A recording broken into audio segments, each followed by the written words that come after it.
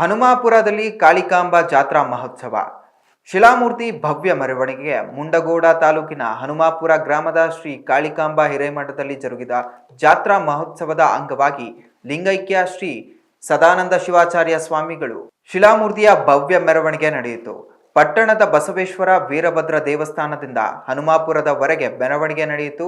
ಬಳಿಕ ವೀರಶೈವ ಜಂಗಮ ಅರ್ಚಕ ಹಾಗೂ ಪುರೋಹಿತರ ಸಂಘದಿಂದ ಧಾರ್ಮಿಕ ವಿಧಿವಿಧಾನಗಳು ನೆರವೇರಿದವು.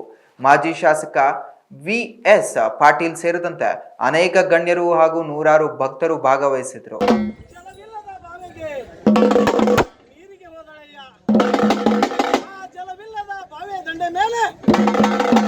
ಒಂದು ಬೇರಿಲ್ಲದ ಬೇವಿನ ಮರ ಒಟ್ಟಿ